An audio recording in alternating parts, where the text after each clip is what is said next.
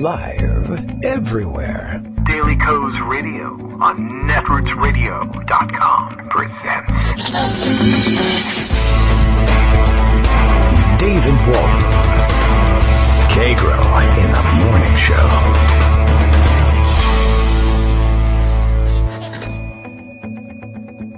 Now, here's David Waldman.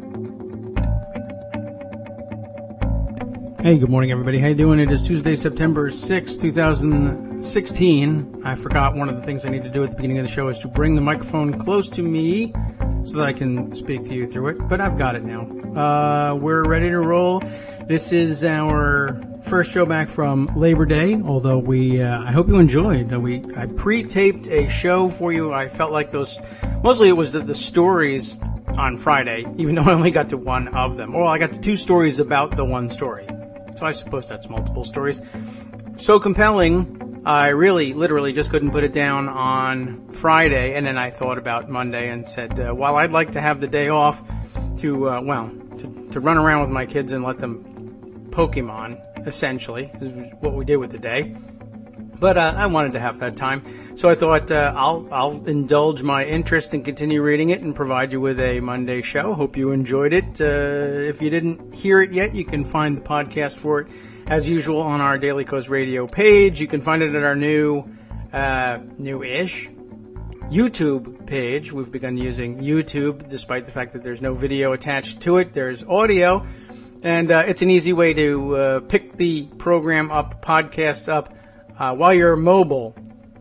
Seems to me like that's one of the easier players going to work with the smartphones, but also an easy place to remember. Oh yeah, well, if I actually go to YouTube, I can remember that and search for the name of the show. I'll dig it up. Okay, so we have to catch up with all of these things. Our first post-Phyllis Schlafly show as well.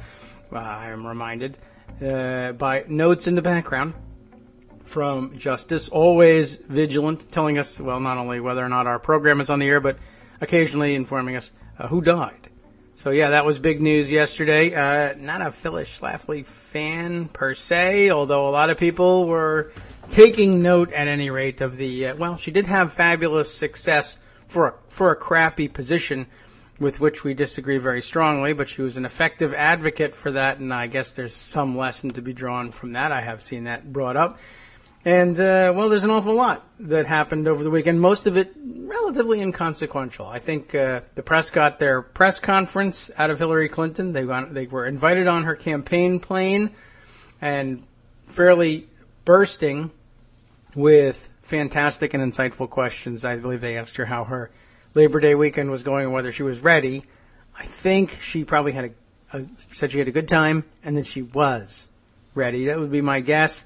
And, unless anything else happened, I don't think we'll hear too much about it. Greg Dworkin is here with 2 or more days' worth of stories. Good morning, Greg. Hey, good morning. How you doing? Is that like a press conference question?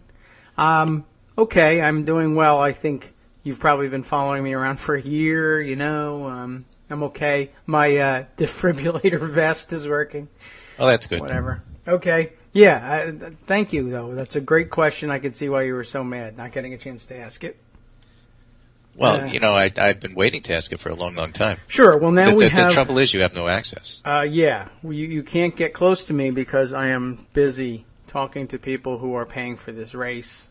So, and they're probably asking me how I am. And besides, you never let me on the plane.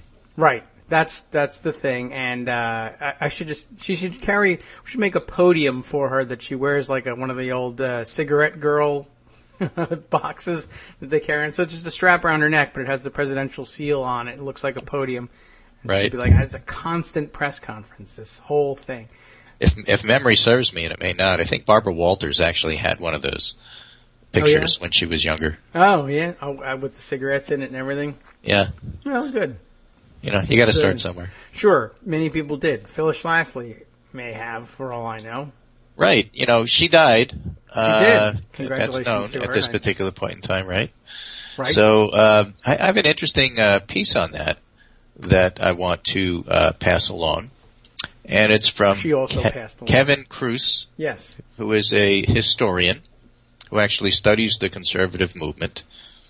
And I thought it was a kind of an interesting retrospective on that same Phyllis Schlafly, which, by the way, really. try to not mention that when you're not sober. It's not easy to say. So, Get out of the car, sir.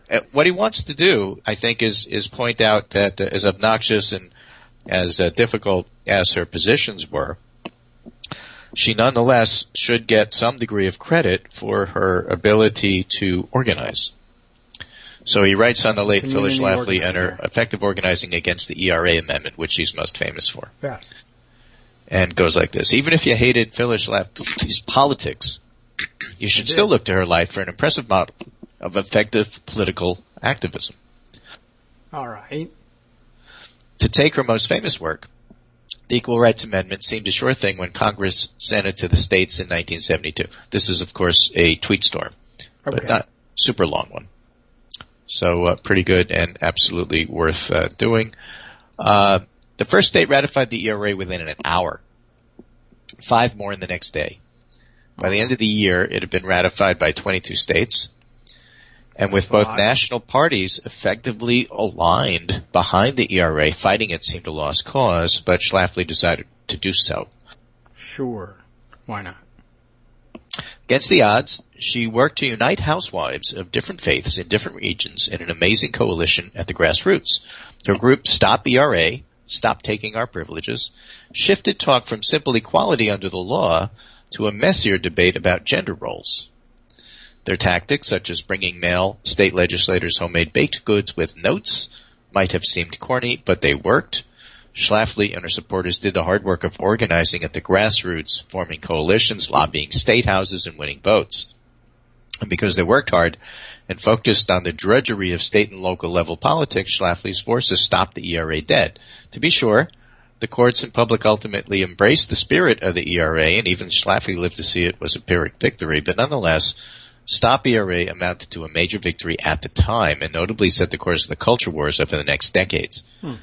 Other conservative activists followed her lead with similar activism on abortion, feminism, gay rights, and a host of other issues, and importantly, politicians at state and national levels were primed to receive the message, largely due to what Schlafly had done. So, even if you hate what she did, remember how she did it, because she gave you a blueprint to do anything, even to undo her work. All right, then. So just keep in mind, she was very effective at what she did, and she is no longer with us. She's also effective at that. Yeah, so she did that. She did a fantastic job with that. On Labor Day, Now no she'll less. continue. Yes. Well, you know, it's a holiday for everyone. So there's a whole bunch of new polls out, and I think that they're worth reviewing quickly. Okay. One of the more interesting ones, actually, is a new 50-state poll.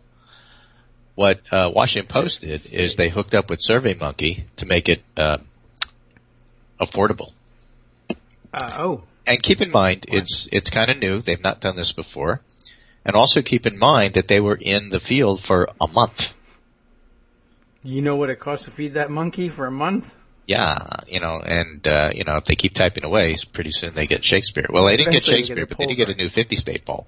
Well, that's And not as hard. it's not so much that They just give them the number part Yeah. that they keep in. Right, just keep typing. They surveyed more than 74,000 registered voters during the period of August 9th to September 1st. No wonder. Some states are small, 550, and some states are more, 5,000. And they just got some really, really interesting results state by state. All right, let me give you an example. Of course, New England, where I live. Okay. Clinton, plus 28 in Vermont, plus 23 in Massachusetts, plus 12 in Connecticut, plus 10 in Rhode Island, plus 9 in New Hampshire, and 8 in Maine. 8? Yeah. All right. So if that's the case, forget that ME2 district, EP, that Trump was making a play for by going up to Portland and giving a speech. Forget about New Hampshire. New Hampshire's not a swing state.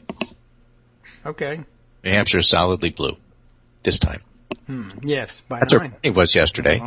And there were some reports about, there were certain Bernie holdouts that aren't ready to vote for Clinton. Actually, what you see in the polls is kind of interesting. For the most part, not true in all polls, you can always find the exception, but if you look at the broad array of polls, Clinton's numbers go up and down depending upon what the media decides to focus on. Like this weekend, her cough, for example. Yes. Last week, it might have been Clinton Foundation, or it might have been a FBI report or whatever. So, like a sine wave, as Nate Silver points out, her numbers go up and down. To a little bit less extent, Trump's do as well. But for the most part, you have drift away from Clinton, with soft Clinton voters deciding to go undecided, or maybe Gary Johnson. And then something else happens and they go back up, and that's why her numbers seem to go up and down. That's been a pattern we've seen, pretty much the entire summer. Anyway, so we have New England being very, very solidly in the blue camp. But listen to these toss-up states with some surprising numbers you might otherwise not expect. Wisconsin, for example, Clinton +2. Not surprising, because there was a recent MU Law poll with similar numbers. Don't remember the exact number, but it was closer than a double-digit lead, for example. Florida, Clinton +2. No surprise there. Colorado, Clinton +2. That's the closest Colorado poll I've seen. Michigan, Clinton +2. Same there. She's winning by single digits in most of the polls, and as a matter of fact, I'll just take a quick trip to Huffington Post pollster, because they tend to summarize these things. Let's just look at Colorado. Colorado is 38 Trump, 44 Clinton. If you look at the average without including this one, they warned us it's going to take them a while to get all 50 polls into their averages this morning. And if we look at Michigan, it's 43-36. So most polls have it a little bit further away, but still a rather interesting results. Arizona, Clinton +2. All right. And the most surprising of all of them, Texas, Clinton +1. That is surprising. And that, of all the different 50 states, probably is the most surprising. Doesn't mean she's going to win Texas. And you might ask, well, how can it be that CNN comes out and says that Trump +2 in the national poll, while NBC's SurveyMonkey has Clinton +6, unchanged from last week, and Franklin Pierce for Boston Herald comes out with Clinton +3, unchanged since last month. So how could it be that she's winning in Texas, and yet CNN has her up by a couple of points? And part of the answer is the difference between LV and RV polls. Looks like this SurveyMonkey poll was RV's. And they do RVs both for their national NBC poll and for this Washington Post individual states. Don't survey people in RVs. And, RV I would think would go, probably slightly Trump, I would guess, if we actually surveyed them. But it's hard to say what state you would assign them to since they're on the move. Right. On the other hand, the CNN poll has Clinton +3 if you look at RVs, and then Trump +2 if you look at LVs, which they've done for the very first time in this particular poll. And I think, as Armando has pointed out on Twitter, basically the poll results is simply a question of, if you're going to do LVs, who do you think is going to show up at the polls? And for whatever reason, CNN thinks it's going to be a bunch of all white guys.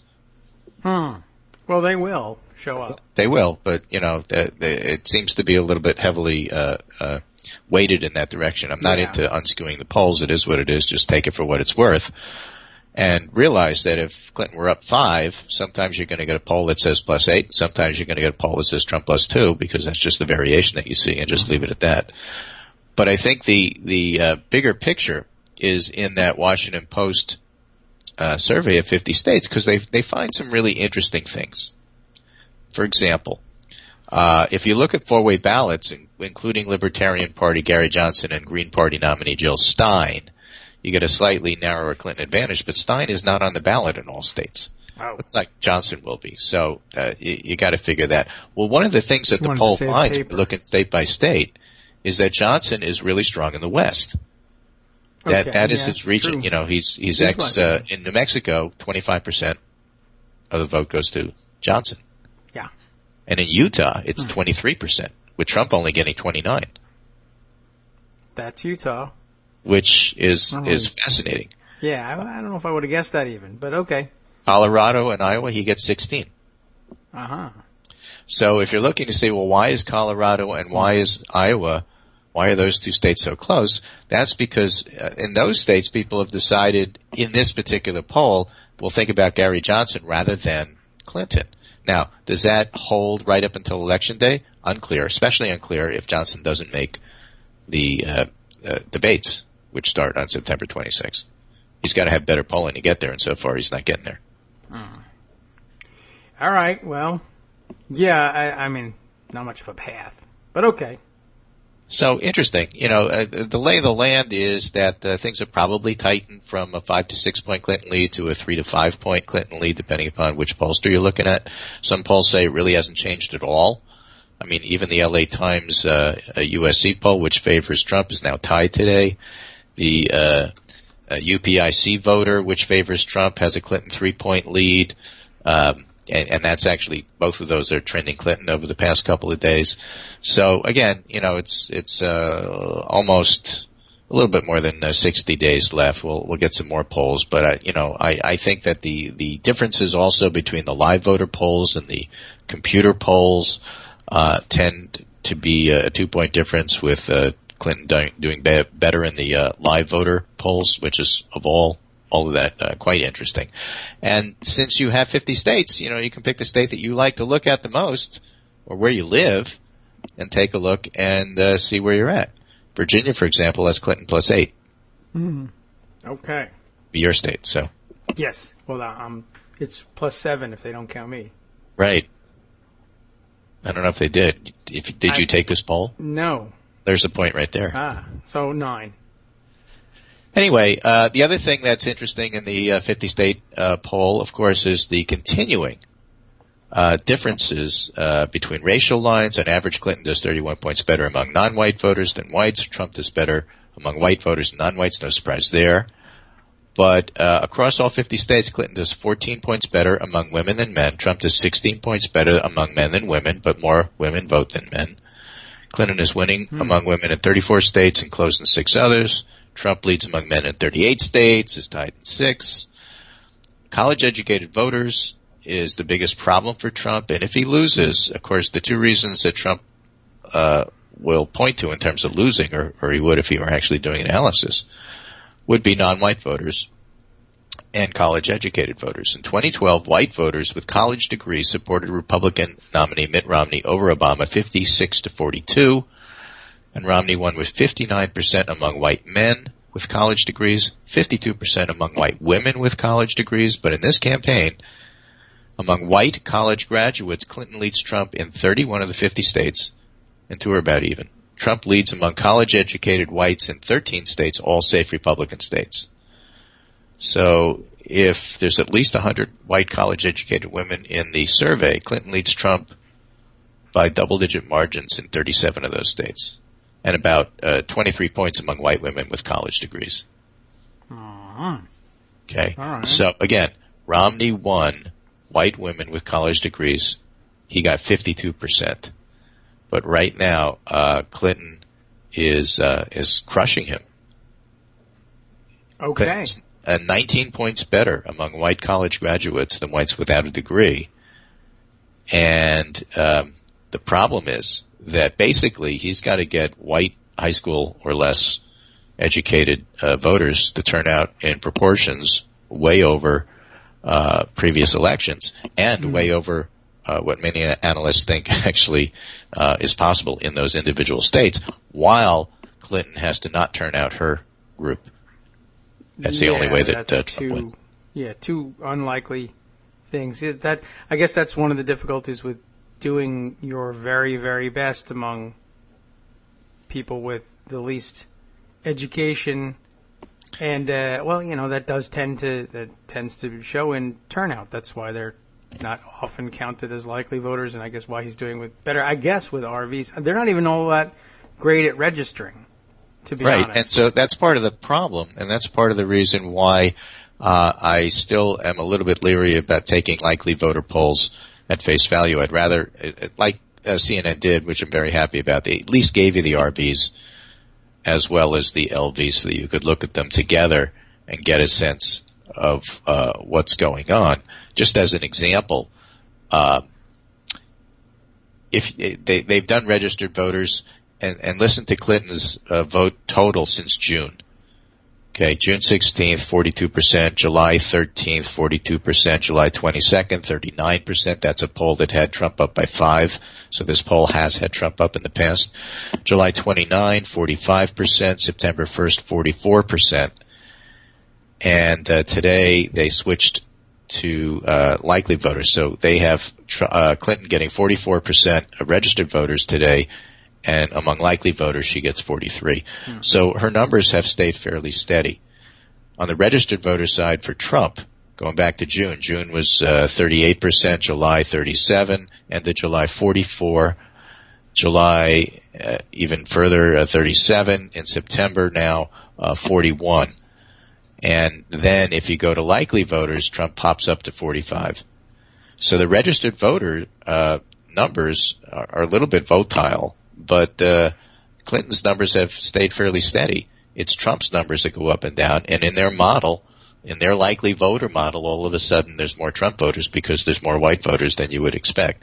Again, not to discard the poll, but just one of those things to note.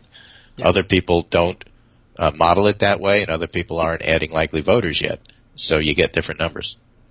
All right. Well, we'll be on the lookout for that, and I guess over the next couple of days we'll be taking a closer look at which model they're using. Right. In the meantime, and again, there will be more polls, so, all right. CNN may or may not be an outlier, but we'll see that. The other big story, I think, was a lot of pushback, not just from bloggers and not just for people on Twitter, but from other media people about one particular story, and that is the Donald Trump Pam Bondi candidate dismisses questions about donation tied to Florida Attorney General. Now that first popped up in June, and there was a similar, although not quite same time frame, in Texas. Yeah. A basic story being that the attorneys general in these states look at Trump University, and then Trump makes a donation to them, and then all of a sudden the look at Trump University goes away. Otherwise known as a true quid pro quo, right? As opposed to the fake one that the Clinton Foundation stories looked for but did not find. So the pushback is, why is the media spending so much time on the Clinton Foundation? They looked and didn't find anything. Why are you not spending more time about this actual quid pro quo, which the media figures who are criticizing media in general say, you did a one-off, and why are you making it sound like Clinton's the shady one? In fact, Trump is the one who's actually doing the shady things. So this one is from today, September 6th. Donald Trump and Pam Bondi candidate dismisses questions about donation tied to Florida Attorney General. It's an NBC story. And basically they went and they asked him, and he said, no, it has nothing to do with it. Oh, okay. So that's it, right? So because he's denied any of these allegations, somehow or other, it becomes not a story. At least they're starting to ask about it. This one goes in and pushes Trump a little bit on it. Bondi, who has endorsed Trump, did not open a case against Tycoon, citing insufficient grounds to proceed after the $25,000 donation came from the tax-exempt Donald J. Trump Foundation. I don't think they're supposed to do that, and I think that the IRS fined them for that. Yes. The AP's report said Bondi had solicited the donation from Trump's foundation. Trump said he never spoke to her about it. So news of the IRS fine came amid ongoing controversy around the Clinton Foundation. There's no controversy. They looked, they didn't find anything. Right? No evidence of any illegal activity or clear impropriety has been found, says this report. But the developments, spurred by release of Hillary Clinton's emails, have provided fodder for Republicans to attack the Democratic presidential candidate. That's true. Republicans attacking the Democrats is not the same as finding evidence of illegal activity or impropriety. True. So now the Democrats are starting to attack Trump on this, and presumably because they are attacking Trump, that opens the permission slip for the media to actually go after this story, because now it's something that the candidates are doing, and therefore they are allowed to cover it. Oh, well, that's true. They do tend to rely on that. So we'll see over the next few days whether or not, in fact, anything actually comes out of that. We'll see.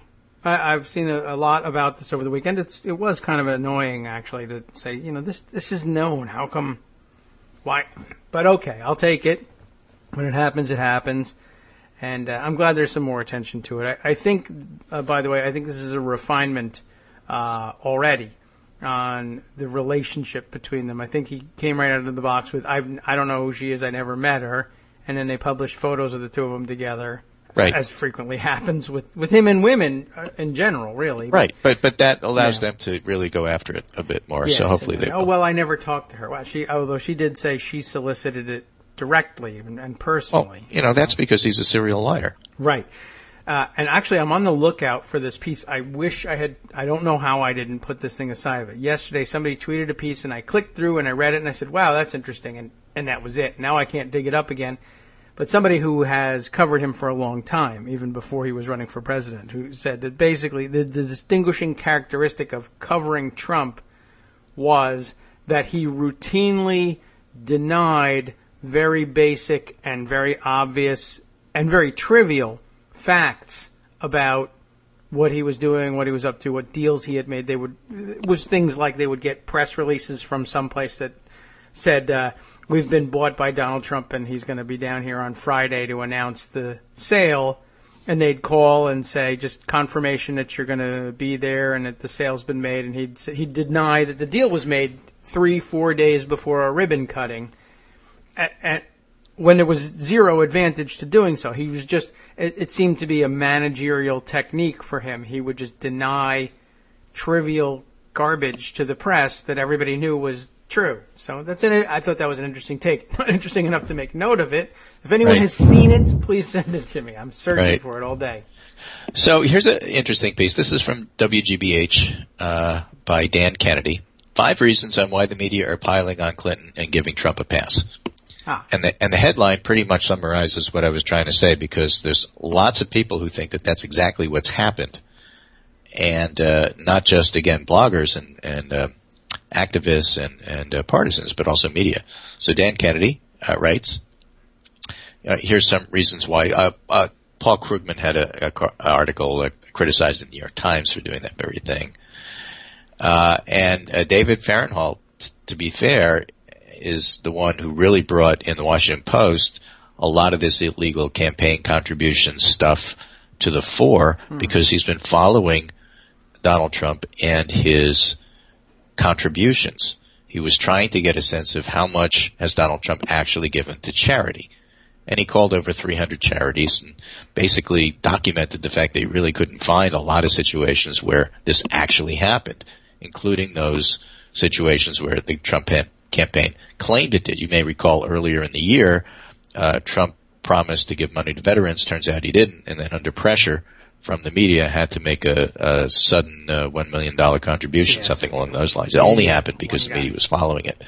And Fahrenthold is one of the ones that's been doing this, so got to give him credit for that. But in any case, the guy.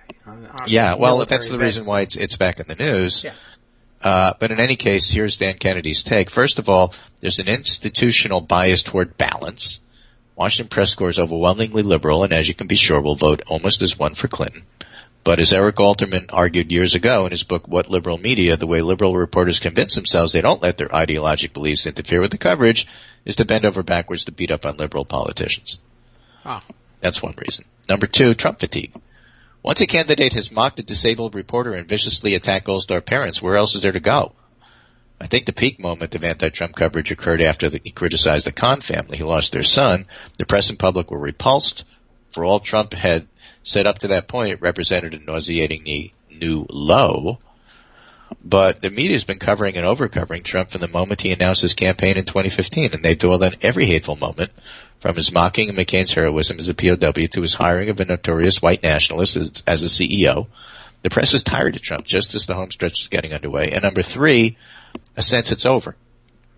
This is related to number 2. Although the race has been tightening a bit as the Khan outrage fades, Clinton still holds a substantial lead as of yesterday.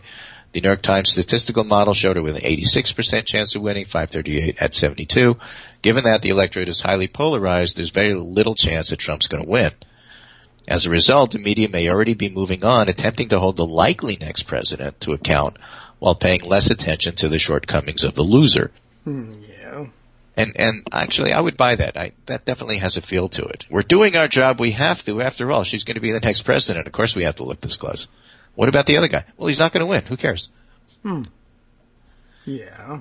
Yeah, there's something to that. Yeah, of course, the fact that he's a complete corrupt con man ought to be, again, that's why the pushback about that coverage of the Pam Bondi piece.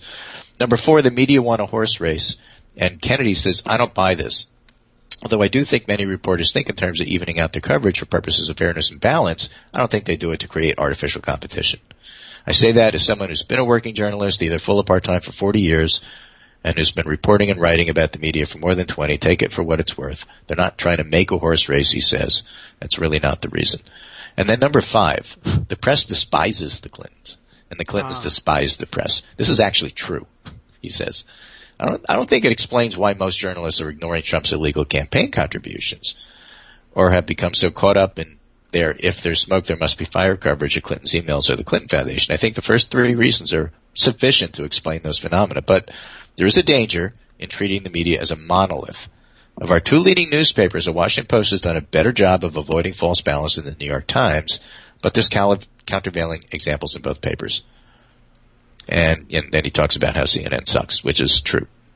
But it doesn't excuse media, which needs to cover this campaign right up to Election Day, as though the future of our democracy depends on it. False balance is a disservice to everybody, especially the public, in whose stead and interest the press purportedly acts. It's one of the 2 better pieces. The other one I have is from Jeff Jarvis, who's now a blogger and a City of New York J-School prof, but ex-reporter. And he talks about the news and its new silent majority Clinton supporters and how frustrating it is to have the press actually skip on these Trump stories. And he says, listen, he is a Clinton supporter. He's voting against Trump, and he's looking at it from the Clinton supporters' point of view because he wants a better understanding of journalism from the public's perspective. And so he has to step back and look at it and try to look at it in a new way. And he says, you know what? Journalism is a lousy mirror. He says, I don't see myself in any of the coverage of the campaign. All I ever hear from media is nobody likes or trusts the one candidate who has an 89% chance of winning the presidency. In media, I never hear from voters like me who are enthusiastic supporters. I never see reporters waiting among eager backers at Clinton rallies to ask them how much they like her and why. I don't hear a surrogates ask about their support, only the defense. In media, I never hear echoes of the voices I heard last week when I met people on the porches of West Philly who told me their families were all in to vote for Hillary. So he's been able to use Twitter to call journalists on this failing.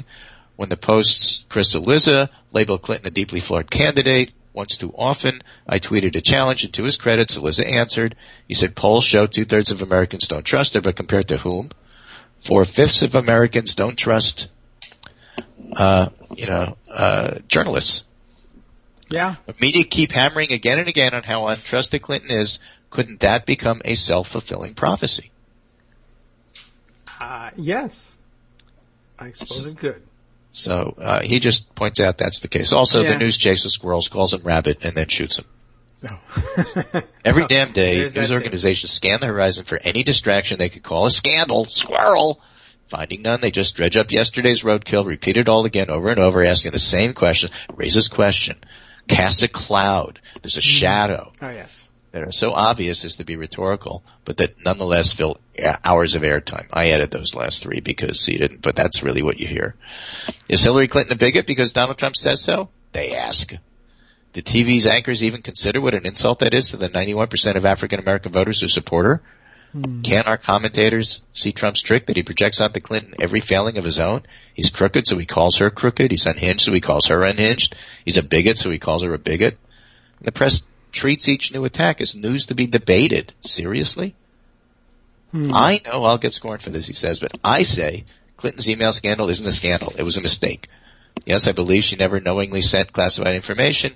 In any case, where her email sat is less important than every issue facing the American electorate. Oh, I'll get trolled for this too, he said, but the Clinton Foundation story isn't a scandal either. And goes on to point out why. Oh.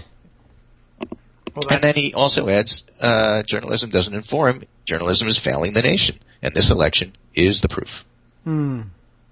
So, very good story there, and I think it covers that. And then finally, this last piece I have before I move on is from Thomas Bowen, who is a Democratic operative, media campaign guy who worked for the mayor, 2 members of Congress, and POTUS, Oh. And he says, he's talking about the election. So Jonathan Martin looked at Washington Post Democratic bedwetting on Hispanic voters and raised them to black millennials. This was a piece that he cites that says that young black millennials not completely sold on Clinton, having doubts about who to vote for. Okay, poor millennials. And he says, look, for F's sake, Democrats, do you really have to do this every cycle with your nominee? Talk to them through the press is your only strategy. This is about them's worried that millennials aren't forming up behind Clinton. Again, that's that, as we talked about at the beginning of the show, when Clinton's numbers go up and down, those are the people who either say yes and then their numbers are up, or say no, maybe I'll vote for Jill Stein and their numbers go down, and they're the ones that fluctuate. So they're weak Clinton supporters. They might have been Bernie voters from the beginning, as many younger people were. And Bowen's advice is grow the F up and try to act like normal team players, he says to Democrats, who are these anonymous Democrats complaining to the media that they're worried about this, that, or anything else. That's what he's talking about. On to the story. Young people, black, brown, white, etc., are cynical about the establishment. Mm-hmm. Unfortunately, Clinton can't escape that. But you know what she's got going for her? Donald Trump is unacceptable as an alternative. So now we're left with the undecideds and leaners. Well, we have white bread anti-vaxxer Stein, white bread Johnson, who doesn't believe in, laws. And then we'll have Hillary Clinton's plans blasted to the youths through these voices. Youths. Black actors, black musicians, black political leaders, black business leaders, black pastors, and black media. And then there's this guy they probably heard of, the first effing black president in the United States. That guy. I'll bet he'll be on the Snapchatty, Tweety Box, Facebook saying stuff like, hey, kiddos, this is Hillary Clinton plan for you. It's really effing good. Take my word for it. I know something about this stuff, or whatever.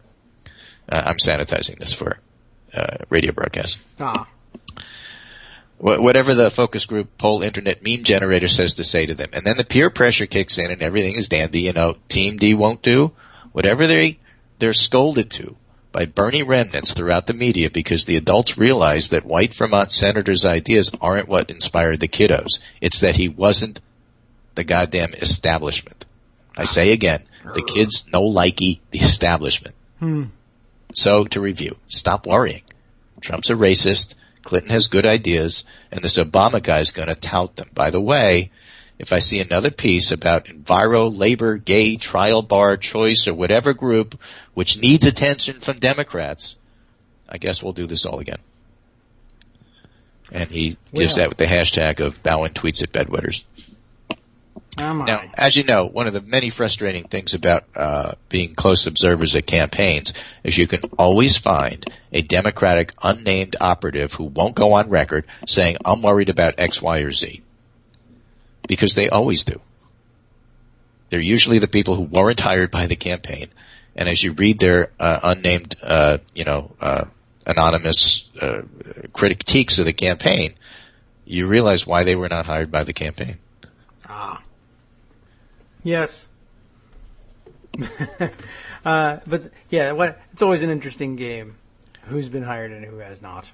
In any case, yes. There's always stories in the New York Times, and again, you go back to what Dan Kennedy wrote. Why is the New York Times writing about Clinton went and got a whole bunch of money from a whole lot of well-heeled donors?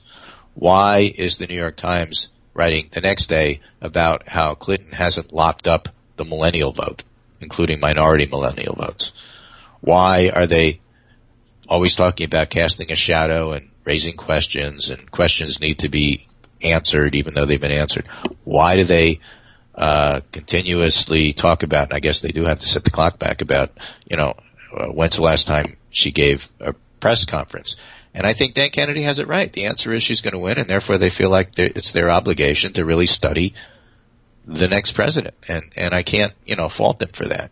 It's just the missing stuff that goes the other way. They just don't do the same kind of depth reporting on the Trump campaign, and that's what we find frustrating. Yeah. And, I certainly accept the explanation in part that it's a matter of, he hasn't got a chance, and that's just one of the ways they discount the importance of the news. But Yeah, I mean, there's no Gary Johnson stories. True. It's not like you're being right. It's not like that's occupying your time. There's two people. You can't cover two. You got more than one reporter. You're supposed to be the paper of record. The whole thing is built for two. I mean, it's especially disturbing in the Times, but it's also disturbing on cable because cable is really the people that go nuts about minor things. Yes, that's true, and that's all there is, I guess. If you're covering, well, I know it's tough to cover any of the presidential candidates in the way you want to, but it is interesting how every time we come back to, the press isn't built for this or that, or they're just not equipped to deal with it, as we've said, a complete serial liar like Trump, and I understand that. I don't write it off because I understand it, but I do understand it. But they are built to cover two candidates. Why lapse in the coverage of one when you could be, destroying the guy? Well, they seem to love destroying people. I don't know why they're holding back on this thing. Yeah. Yeah. I've never really gotten it, but I do feel like we see this in different to different degrees with many races. But this one seems like they know that they have a ready audience that would eat up the destruction as well. I'm not certain why they're not feeding it, but what do I know? I'm not a media billionaire. Right. Anyway, there you have it. That's my summary for today. Okay. The thing is, it's all about Benghazi. Yes, right. Clearly true. And that Hillary has consumption. Yeah. Yeah. Is that what they're gonna come up with? That they're gonna call. Well, that? why else would she be coughing like that? We Can't be don't allergies, know. like she says. No, it couldn't be. Or Here's the headline from NBC Politics: Hillary Clinton struggles to fight back coughing attack. That actually is a news story. Well, it happened. I guess. Yeah. Have you ever coughed? I have. No. Do you know anybody who's ever coughed? Not clear. You hit the mute button. Yeah. Well. So I can't say for sure. Yeah, absolutely. So with that, I hope she survives. let me just say it's nice to be here on this Tuesday. We're now in September, right. And this is David Waldman Show, Kagro in the Morning. Thanks so much for having me on. Thanks for listening, folks. Download podcast, however you do it. And we'll be back tomorrow. We'll do it again. Yep. Thanks, Greg. And by the way, yes, the big news that broke while we were on the air, Fox News somehow has decided to intervene in the personal suit against Roger Ailes by Gretchen Carlson and settle. She'll, I guess, drop her personal suit against him in exchange for a $20 million payday from Fox. Oh, that's pretty good, $20 million. Yeah, it's half what they gave Roger, but you know how it is with men and women. Oh, by the way, I think the Dallas Morning News today is not going to endorse Donald Trump. I think that's the first time they haven't endorsed a Republican since '64. I have heard that, yeah. And prior to that, they were still Republican. I think that the word I saw on that today was since '52, with the exception of Goldwater in '64, which is kind of astonishing since at least one president has been from Texas during that time. But hey. There it goes. Okay. So that's the breaking news for today. Take care. I'll talk to you tomorrow. Okay. Thanks very much, Greg. Of course, Lyndon Johnson, the president I had in mind, and I'm sure they must have had a contentious relationship. It was rough going with the Dallas Morning News. But okay. So it's been Goldwater and now Trump that in the last half century or so, more than that, in fact, 60 years and more, that they did not, it's been since they've endorsed or failed to endorse a Republican candidate. Speaking of long-time relationships like that, this Gretchen Carlson settlement, I've seen it reported in one or two outlets. The one that keeps coming back is in my feed since I picked it up and tweeted it out as Vanity Fair. And maybe we'll take a quick look at that one. And I asked the question whether she still had a personal suit pending against Ailes. Because I noted in one of the stories that we read in the past that she was suing him personally and that was a very strategic decision. And now I see that she's settled and she's got $20 million from Fox. And I guess they intervened in some way, offering her $20 million probably to drop the suit against Ailes personally, and to that there's some kind of, as they're saying in the reporting, an unprecedented, I don't know how you get to that conclusion except that it was fed to you and you say, okay, they said it was going to be unprecedented. An unprecedented apology. That is in the headline. Fox settles with Gretchen Carlson for $20 million and is expected to offer an unprecedented apology.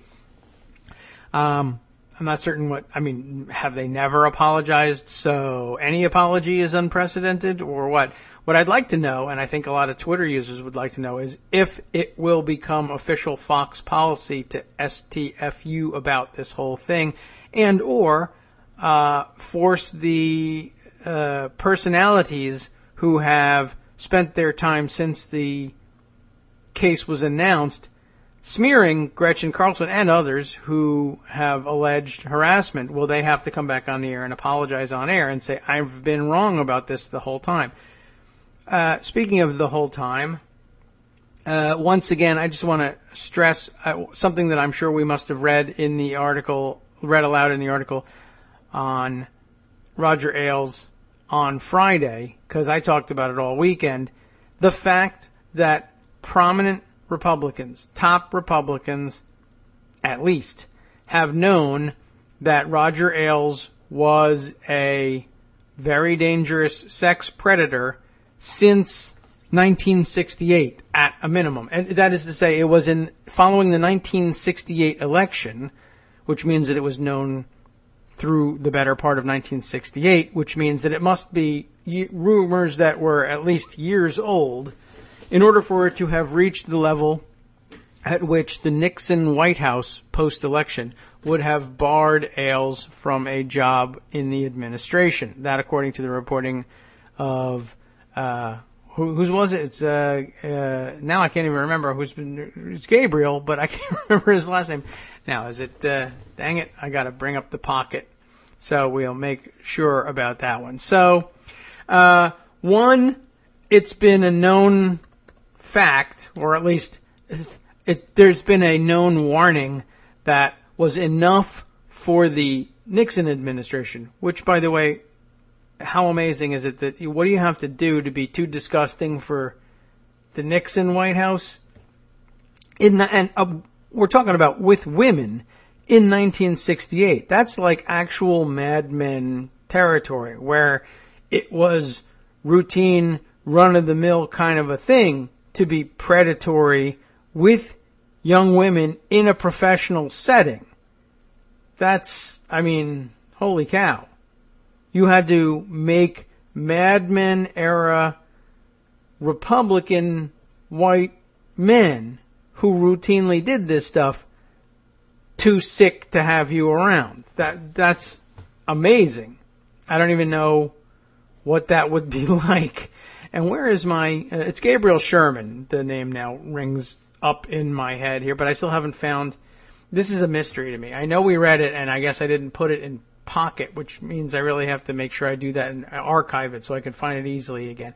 Anyway, that I had to tweet out that excerpt from it, 50, 100 times. The fact that they've known this since 1968, and this occurs to me also because I was born in 1968. I know how old I am. I know that I'm, 2 years shy of my 50th birthday. It's 2016. In 2018, it will be the 50th anniversary, I guess, of the 1968 campaign for the White House. So here's what I'm thinking. The rumors have to be out there for a while in order for them to reach the level that Nixon hears about it. Nixon tries to get the dirt on everybody, but personality-wise, I don't think he's like super enthusiastic about hearing dirty sex secrets about people who are working for him. So it takes a while for that kind of stuff to percolate up to Nixon. So I think it's pretty fair to say then that it's going on 50 years that Republicans in particular have been aware that Roger Ailes is a little too sick even for them to have around, like, in a respectable place like the White House, but it's okay for him to run politics and dictate public morality from Fox News or run our campaigns. And by the way, one of the other campaigns in that excerpt that comes to mind is that, yeah, he also ran Rudy Giuliani's 1989 mayoral campaign. So Richard Nixon, Rudy Giuliani, both knew he was a, like, out of control serial sex predator, and both said, but by all means, run my campaign, just stay the hell away from me. Donald Trump, now that it's actually public and everybody knows that he's actually doing this stuff, still says, I'll still hire you. And may I remind you that he has hired Roger Ailes, half a century worth of sexual predation in the workplace. He says, come to my campaign. It's only where my own daughter works. And gee whiz, if she isn't your type too, by the way. Now, I don't think that he's genuinely worried. I'm sure he thinks no one's going to touch her. No one would ever cross me, et cetera, et cetera. But the dude is sick in the head, Ailes is. I mean, how much? You think Gretchen Carlson and Megyn Kelly and Andrea Tantaros, with the platform that they had, I know that they knew that they could lose it at any time since he controlled the network. But, I mean, I'm sure, clearly at some point Gretchen Carlson says, I am now famous enough to be able to make this lawsuit work. And thank God she was able to do that. But, I mean, I'm sure she thought she was relatively immune too, but then the reason she's suing is because every day she had to put up with something like this from Ailes and from others. That was one of the other really sick points of some of the things I excerpted there, is that he made explicit reference, according to people who, were interviewed for the Gabriel Sherman reporting anyway, he made explicit reference to the fact that he expected the women under his sway to do the same for him and to do the same for friends of his. I can't even have I can't read you the full quote on the air and not get in some trouble. But remember, we're talking about him saying, and this in 1975, this particular gem. So even just measuring from that date, it's been 30 plus years, 40 plus years for this stuff going on. If you want to make it in New York City in the TV business, remember that one? You're going to have to have sex with me. And you're going to do that with anyone I tell you to. There's a particular kick in that for him, too. That he can pass these women around to friends and colleagues now. And by the way, I know I've been hesitant to discuss the whole, all the implications of this at Fox, because the natural inclination, well, I don't know how natural the inclination is for everyone, but the natural inclination for men who don't do any decent amount of thinking about this stuff, and this is where I went to first before I did any thinking about this, was to say, wow, it's so clear, for instance, that he has his type at Fox, although Andrea Tantaros doesn't appear to match that. So he's willing, he's experimental, he's open. That's good to have an open mind, Roger. That's something that you can, anyway, the point is, my first thought went to, well, how many other women, and does this mean that you had to do this in order to get on the air, and does that mean that all of the women on the air or even behind the scenes at the network, are they all being harassed by him? Are they have they all worked something out with him? I mean, I guess, Carlson was harassed, but I don't think he didn't have any sexual relationship with her. He just harassed her, for one. And I think that's the story for most of the prominent women at Fox who have since complained. Thankfully, they were in a position to be able to say, as troublesome as this is, as horrible as this is to have to deal with this all the time, as criminal as it is to have to deal with this all the time, I at least and they've managed to fight him off. Who knows what's happened with other people? I mean, we have at least the stories Gabriel Sherman's reporting has given us the story of at least one or two women who agreed to go ahead with a sexual relationship with him. But you begin to question, okay, well, what about all the rest of the women there? But here's the thing I think that is maybe more intriguing, and I think I feel less guilty about indulging the thoughts, and wondering aloud about this. The statements that you're going to do this with me and anybody I tell you to. And there was one other portion of the Sherman article in which he makes there's a similar allegation that he'll pass you around to his friends. Now I wonder, what about the men at Fox? I would guess the higher up you are, the more likely that he may have either sent women to you or made it clear to you that in this atmosphere, this part and parcel, I think, of the whole abusive, toxic atmosphere that he created at Fox, it wasn't just for him. He could pay off the rest of the male talent, I guess, at Fox by sending them women or making it clear to them that this is a shopping plaza. This is the home shopping network for anyone you want to have sex with. And take a look at, by the way, at the resumes and the headshots of people who want to work, the women who want to work here at Fox. Pick them out. Help me decide which ones to hire, and I'll give them to you. I don't know whether that did or didn't happen, but that's the implication.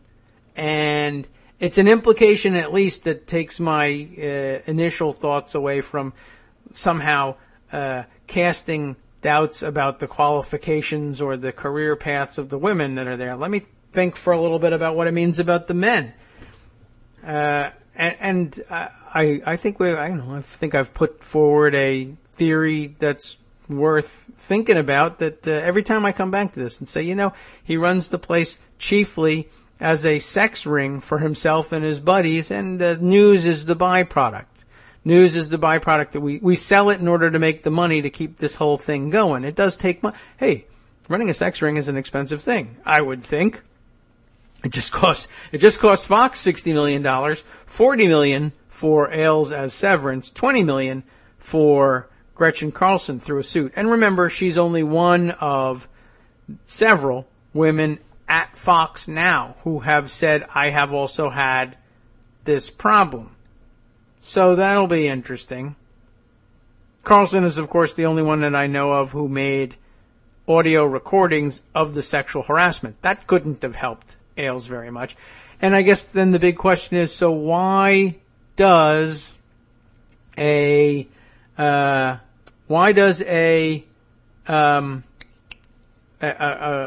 Fox News at this point intervene to take over this suit when the suit is against Ailes personally? And I think I've seen some people allege, and it's a good thought, that Ailes must have something. Maybe he has something on Murdoch himself or someone else at the network, or could really roll over and give details that would destroy the whole lineup.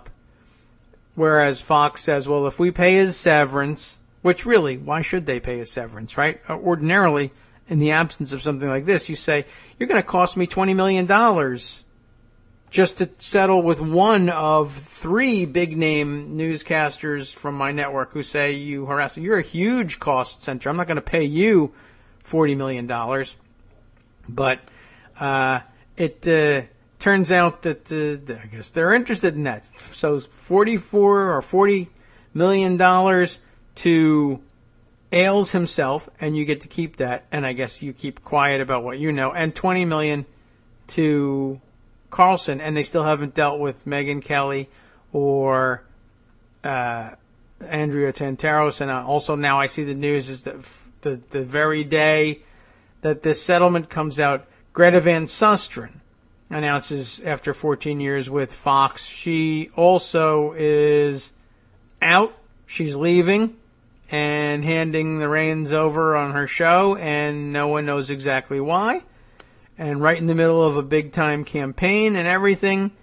And who knows what all of that means. Other news that folks are pointing to, Justice pointing to this article, which I saw mentioned earlier today, that Roger Ailes had just lawyered up big time. I mean, I guess he already had him on board, but he hired the lawyer who, as it says here in Law News with a Z, we've actually been on that site before, on a Donald Trump story, now that I think about it. Roger Ailes hires lawyer who took down Gawker to go after New York Magazine's Sherman. So now Gabriel Sherman, for all of his good reporting, will be in the spotlight and under the gun. So hopefully, well, geez, I hope he survives this one. I mean, well, I am positive that by the time he got around to publishing these things, he and his editors at New York must have gone over things with a fine-tooth comb, and they have to be pretty sure that their sourcing is rock solid, because by the time they wrote this thing, they knew very well that Ailes was going to come after them for it. So, all right, we'll have to watch how this one develops too. Let's see what other notes are being passed in the background. Yeah, so anyway, I think that about sums it up for where we are at the moment with Ailes. And it is rather shocking, and it is only now sort of dawning on the news media. Hey, yeah, I mean, they're mostly aware that Ailes is working with Trump. But this was another of the things, another routine trivial, I guess it's not that trivial, that a serial 50-year-plus sex predator has been hired by the campaign.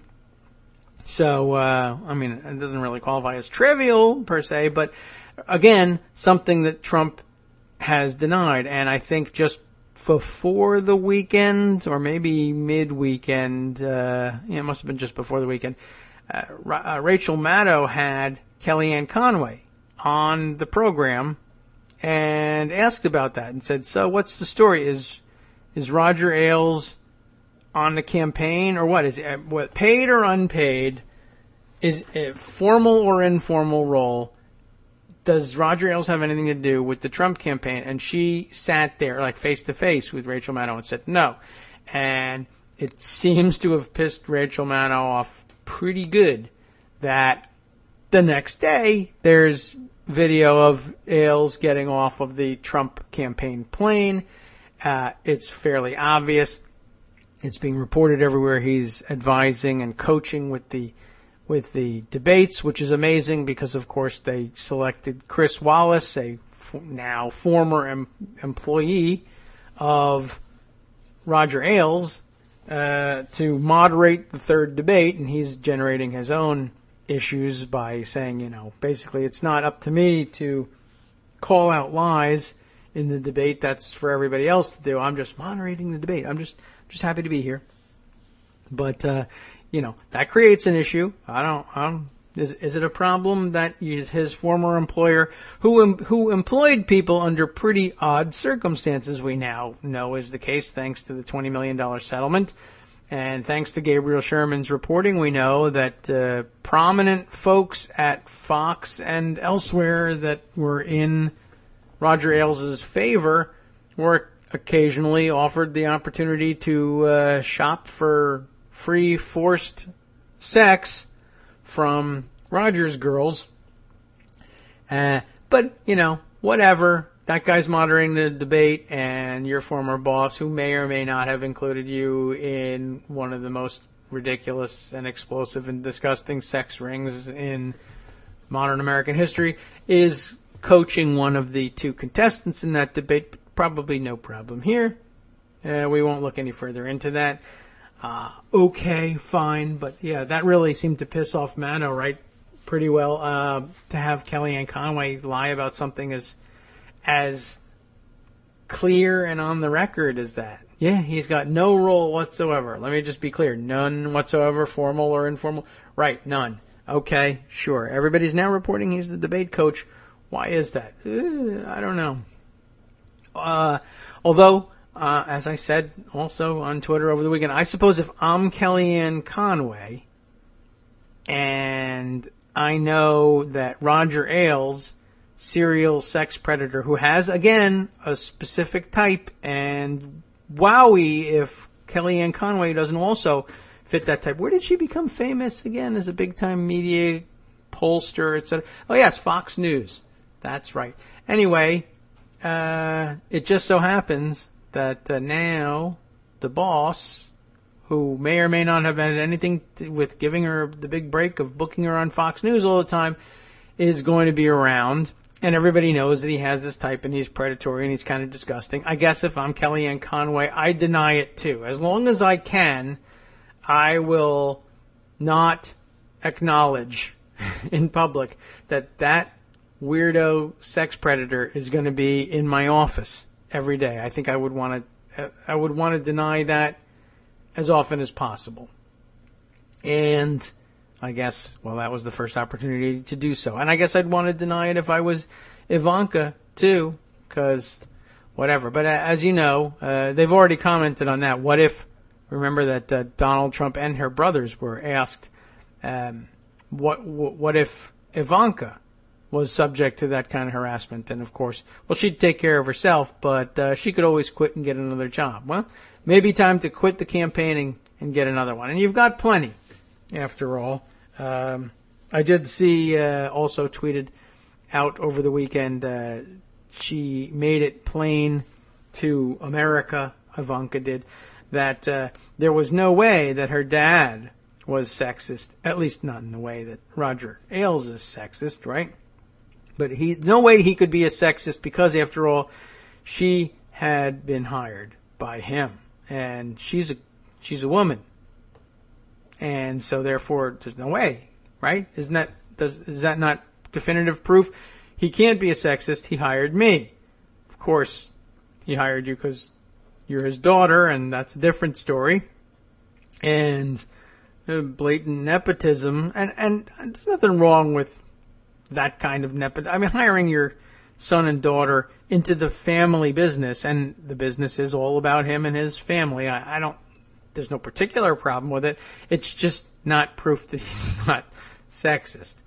But, okay, well, we think it was Mediaite who tweeted that one out. Now I'll have to open that up and make sure I have it available for our afternoon summary, which Scott Anderson will be on the task of preparing again after a nice Labor Day break. Hope your Labor Day was great and you had that hot dog you were telling me all about.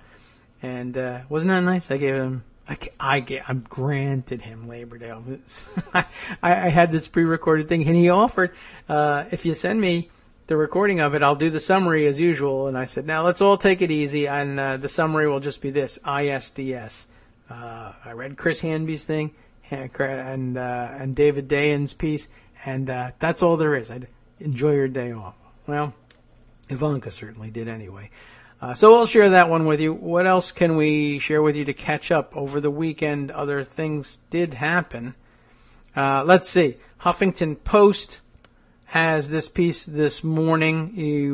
It's the same reporter who I think first began looking into this story, and we never did find out how he pronounces his name, is SV, his initials, and it's spelled like date, but we're guessing might be pronounced differently. And I wonder, is there any hope that in his profile, here we go. There's a little accent mark on on the A. Date? You think the E comes out? Date? It's, Sharish is his first name. V, still a mystery, but, let us know if you want. A, how to pronounce your name, and then you can tell us what the V is. Senior political correspondent at the Huffington Post. I thought I would take a look at his little bio blurb so he gets some sense of who he is and where he's coming from. Sharish Date, I guess, is a senior political correspondent with HuffPo. I think they hate being called the HuffPo, by the way. He's author of 5 novels and 2 political biographies, just in case you wanted to know about those, including one of former Florida Governor Jeb Bush, which I'm sure he thought was going to pay off bigger in this election cycle, but still, he has a nice gig at Huffington Post. So he's following up on his original piece of a couple weeks ago This one titled, Trump Living Large on Donors' Dime. The GOP nominee's campaign is spending lavishly on Trump businesses instead of cheaper alternatives. It's interesting because I saw it tweeted by Sam Stein, who made a point last time around of saying, no, Trump isn't making money off of this. But, well, one, we disagreed, and two, I guess he still thinks this is an interesting article nonetheless. Let's see if there's anything new in this. I just want to see if we can run through it quickly. On the night of this spring's Florida primary, the pastor giving the invocation at Donald Trump's Mar-a-Lago victory party prayed, Lord, give Mr. Trump the power to rise above the GOP establishment. That is an interesting prayer. Turns out the prayer worked. Not only did Trump win the Republican presidential nomination, but 2 months later, on May 18th, Trump signed a deal with the Republican National Committee, giving him access to a top-notch fundraising operation after not having had one at all through the primaries.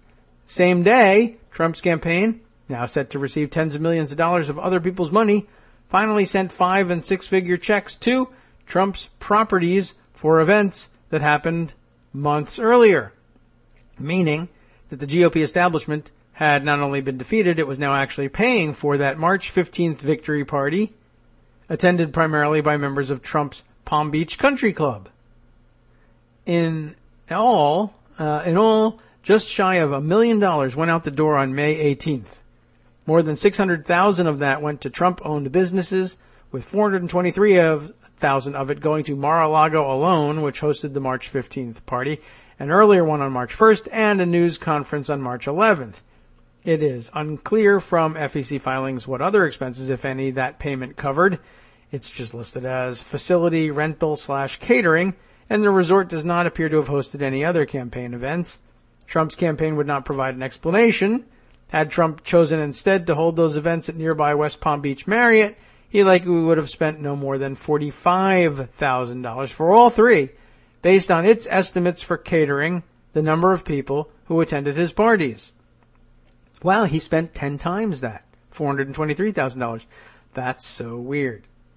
What's more, the 2-month delay in reporting those expenses may have violated FEC rules, but he doesn't care about that, and we'll never find out about it until after the election, and after which he'll just get a fine. How much? Here you go. Price of doing business. The FEC rules, which require an expense be disclosed in the same reporting period, in Trump's case, the same month as it was incurred, the campaign finance law experts say. It doesn't look right, even if it is legal. Oh my, the appearance of impropriety. That sounds like something the rest of the news media would be interested in. It sounds like the standard by which they judge the newsworthiness of other stories about Hillary Clinton. It doesn't look right even if it's legal said. Paul S. Ryan, not our Paul Ryan from the House of Representatives, but Paul S. Ryan from the Campaign Legal Center, a watchdog group, he called Trump's heavy spending on his own properties unprecedented and said the timing of the payments is curious. Any way you slice it, this level of self-dealing, and that's what it is, looks bad. He said, it looks like a candidate who's pocketing donors' money. Increased scrutiny of Trump's spending patterns could not come at a worse time for the developer-turned-reality TV star-turned-presidential nominee.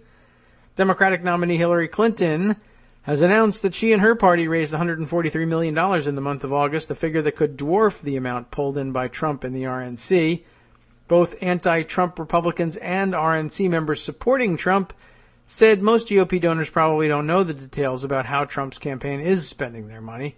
I think they're only vaguely aware. Said Florida strategist Rick Wilson. It's Putin-esque. It's a good word. It's such a scam, added Stuart Stevens, a top aide to 2012 nominee Mitt Romney. One RNC member and GOP donor who spoke on condition of anonymity said, Trump's propensity to spend campaign dollars at his own properties, great business guy. It sounds like him, Trump himself. It is the new prominence of donors' money that casts Trump's campaign spending in a radically different light since the signing of that joint fundraising agreement in May. Even as Trump has skimped on traditional expenses like campaign staff or advertising, he has spent campaign money lavishly on his own businesses. During the primaries, Trump paid about 3/4 of his campaign expenses out of his own pocket, with much of the rest coming from the sale of hats and other campaign merchandise. But since the Republican Party turned over its fundraising operation to him, Trump's own contributions to his campaign have fallen off, while money from donors, both large and small, has accounted for the bulk of what is spent. In the final 5 months of the primary campaign, when Trump sensed that the party establishment was trying to prevent him from winning the nomination, he spent an average of $7.6 million of his own money each month. In the 3 months after locking down his nomination, he has kicked in an average of only $2.6 million. That's still a lot of money to you and me, with only $2 million in July, the last month on file. In the final months of the primary campaign, Trump's own money accounted for 82% of the campaign's cash. Since securing the nomination, that figure is down to 12%, according to Huffington Post review of FEC filings. Ordinarily, that wouldn't be so bad, except for the guy who, said, I'm self-financing, and pretends he's still self-financing all the way through the campaign. Most candidates don't even pay 12%. So I guess that should be noted. And with that dramatic shift to donors' money has come, here's where it gets bad, the dramatic increase in the number and size of checks flowing to Trump's businesses. Prior to that May 18th deal, Trump had only sent a single 5-figure payment to one of his golf clubs, $25,927 on January 26th to Trump National Doral in Miami, where he had earlier staged a rally. Since the deal was signed, there have been a half dozen such checks. Trump's golf club in West Palm Beach got $29,715 on May 18th. The only campaign event there was an election night quote-unquote victory party on March 5th. His golf club in Jupiter got $35,845. The only campaign event at that location was the victory party on March 8th. These are some expensive parties, where he displayed the Trump steaks and other products, and the Trump has to be in quotes there, of course, because Trump steaks are gone. Both were attended mainly by dues-paying members of his clubs rather than staff and volunteers, as is common with most campaigns, as a way to reward them for their work. Trump Restaurants LLC, which operates the eateries in Trump Tower, also got a May 18th check for $125,000 for unspecified rent and utilities. But the biggest winner on that date, May 18th, Mar-a-Lago, $423,372, even though the only campaign events at the property appear to have been the two victory parties and the news conference announcing the endorsement of former rival Ben Carson. All of those things happened, of course, in the first 2 weeks of March. Why pay in May? Because he's cheating. The Trump campaign would not provide any information on what other services may have been provided for all that money, despite repeated requests from the Huffington Post and an initial promise to look into the payments. Gosh, how does Hope Hicks do it? I promise we'll look into it. Did you? No. Wow, how did you do that all by yourself? The preference for spending big at his own properties has continued since the RNC fundraising deal was signed. On July 29th, for example, Trump's campaign paid $48,240 to his golf club at Briarcliff Manor in New York for facility rentals and catering. The only campaign event there? June 7th, party celebrating wins in California and New Jersey. Obviously, let's do that in New York. That formally gave him enough delegates for the nomination. And Trump's golf club in Bedminster, New Jersey got $21,330 on June 30th. The only events there appear to have taken place in that time period are meetings between Trump and would-be vice presidential candidates. $21,000 he needed to do that. Look, here's a section called A Pattern of Needless Excessive Spending. In all of these cases, Trump chose his own properties and likely spent substantially more than he would have had he chosen nearby venues. For the March 5th and March 8th victory parties, for example, Trump instead could have held the events at a West Palm Beach Marriott, 5 miles from one of his Palm Beach County golf clubs, 15 miles from the other. It would have cost the campaign about $15,000 for an open bar and light hors d'oeuvres for about 200 people. The approximate attendance at those events, according to the catering manager at the hotel. Instead of spending $48,000 at his club in Westchester County, New York, Trump could have used the ballroom at the Westchester Marriott, 9 miles away. Likely cost $20,000, less than half again. Renting hotels or banquet halls is what campaigns typically do for victory parties, and it's what Trump has done when he owns nothing nearby. His celebration of his New Hampshire primary win on February 8th, for instance, catered by the Yard restaurant in Manchester, took place at its affiliated banquet facility a few hundred feet away. Trump's FEC filing for that period shows the cost at $15,574. A substantial savings. Trump's preference for expensive venues that he happens to own has also extended to his campaign airplane, his 25-year-old 757 jetliner that, thanks to its older, less efficient engines, burns some $10,000 in fuel every hour. That helped Trump rack up among the highest travel costs of all the presidential candidates, despite having kept one of the lightest campaign schedules.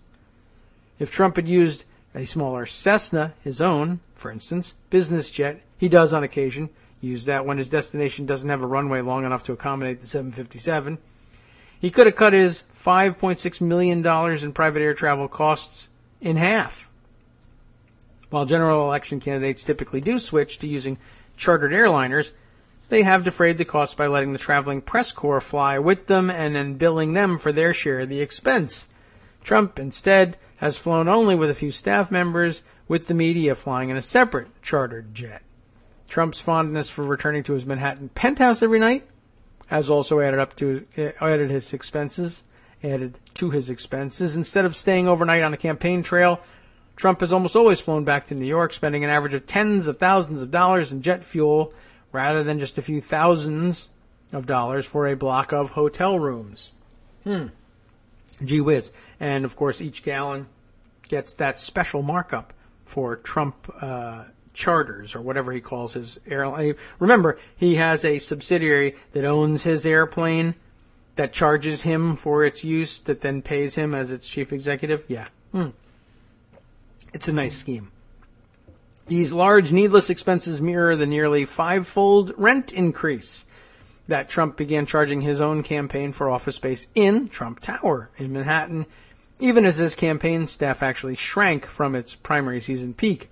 For more than a year, Trump's campaign workers had been using spare space on the building's 5th floor, a few rooms that once had been a back office for the set of The Apprentice, which starred Trump, of course. With its unfinished ceilings and makeshift drywall partitions, the space would have been difficult, if not impossible, for Trump to rent to paying tenants. But Trump could have used space on the 15th or 17th floor that the building had actually had on the market during that period, but chose not to.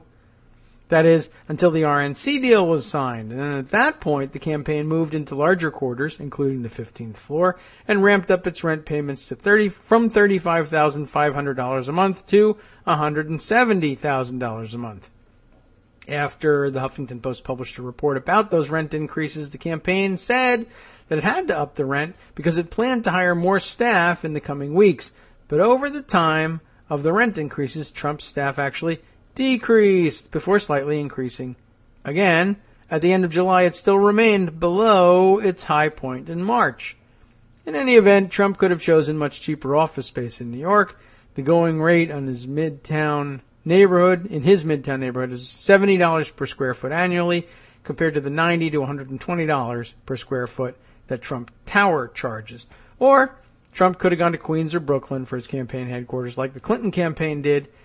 They rent 2 floors in a Brooklyn Heights office for about $32 per square foot. But hey, something branding.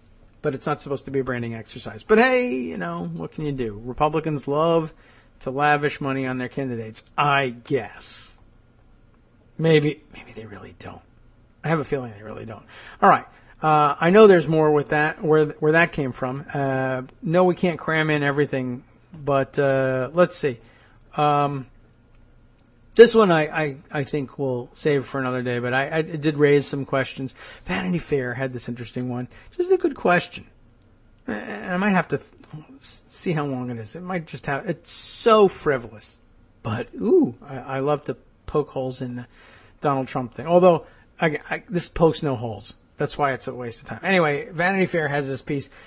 Judy Bachrach, and I found it over the weekend because I was looking at, I don't know what. And I think I was probably searching for that. What happened to that article where the guy It says he lies to me all the time. And I happened on this one instead. It's from January. But he asks a good question. What's behind Donald Trump's obsession with beauty pageants? We know the answer. Chicks. Yeah, he likes to ogle women.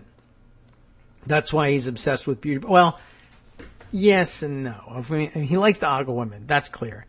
I think he likes to I think he likes to ogle them, but I think he likes to shop there. I think he likes to see if he can pressure any of them into sex. And it might be that he hasn't done that lately or for a long time, but I certainly get the feel, every sense I've got of how he met Melania, not having that much to do with beauty pageants, but why does he have and there is an obsession with beauty pageants. It should be pointed out. I mean, I knew that he owned, to the extent that you can own a beauty pageant, he owned one, but he's owned 3, sometimes all at once. He had 3 different beauty pageants. How many does a guy need to corner the market on beauty pageants? But this also while he's running a modeling agency, and I don't know, it becomes a little bit weird and suspicious that he's so heavily invested in a not particularly lucrative line of businesses, but the chief benefit of them is he gets to shop for women at them, and they all have to pay fealty to him too, because they all want to either win modeling contracts or win the pageants, and that sometimes is a vertical integration opportunity all by itself, right? I mean, if you win or you do well in the pageant, you might get a modeling contract. That's lucrative. And of course, if he owns both the pageant and the modeling agency, I wonder if there's anything I could do to up my chances of either winning the pageant or winning a modeling contract. How can I play the angles? That's all. Just trying to make the best business deal. And by the way, I don't know what you would call this little thing here in Vanity Fair. The title, as I said, is What's Behind Donald Trump's Obsession with Beauty Pageants. And above it, so it's not a subtitle because it's above, it says, he's just that way. So I don't know. Maybe they need to pay attention to putting a finer point on what that way actually is. The subtitle, though, reads, though he sold Miss Universe last year, the presidential candidate has always had an interesting relationship with the pageant world, as Judy Bacharach recalls. Plenty of pictures of him hanging around the contestants and finding excuses to lay hands on them, too. He's just a touchy-feely guy, I guess. For a germphobe, he's very touchy-feely with the ladies in the pageant. I find that interesting. At one time or another, it says Donald Trump, the presidential candidate and newly minted anti-sexism warrior, thanks to, I guess, it was followed up on by Ivanka at the convention many months later. He's pro-woman, all right. So at one time or another, he has owned or co-owned 3 beauty pageants. Miss USA, Miss Teen USA, the more questionable perhaps of the two, and Miss Universe, all 3 of which fall under the Miss Universe organization parent company. In addition, Trump in 2002 also had his sights set on the Miss World competition. He was looking to acquire a 4th. Around the time that I was writing a story for Vanity Fair about the decision to hold that year's competition in Nigeria, a nation with a large Muslim population, during the holy month of Ramadan, by the way, riots ensued, leaving 250 dead. Side note. Trump's, it's in there. It's her reporting, the side note. It's parenthetical. Trump's reported intention was to wrest control of the beleaguered Miss World pageant, a rival to his Miss Universe, at a bargain price.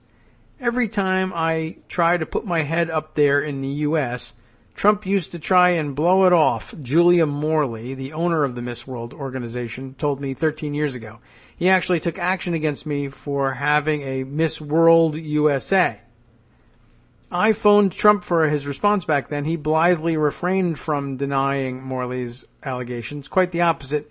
He fairly crowed about his hopes of acquiring the competition. Yeah, I'd buy it for almost nothing. If I had it, it would be valuable. Or maybe I'd close it. So, super genius. And once again, with a clear plan and everything. You're aware, I asked him at the time, that Morley is trying to make swimsuits more modest in her own beauty contest? Trump chuckled on the other end of the line. Honestly, when I bought Miss Universe, the bathing suits got smaller and the heels got higher and the ratings went up. Hey, hey, hey, hey, hey. Heavy breathing, heavy breathing. But not without strenuous efforts on Trump's part. Beauty contest entrants, as the entrepreneur quickly discovered, need about as much care and grooming as a candidate's hair. Here's his take, as he explains in his book, Trump, The Art of the Comeback, on his year one, 1997, as Miss Universe owner, at a time when the contest was held in Miami Beach, and Miss Venezuela was the reigning queen. Naturally, Trump begins by recalling the event as a huge success, a mob scene. And just as naturally, he attributes little of this acclaim to the beauty or talent of the participants. To the contrary, I could just see Alicia Machado, the current Miss Universe, sitting there plumply, he says. God, what problems I had with this woman. First, she wins. Second, she gains 50 pounds.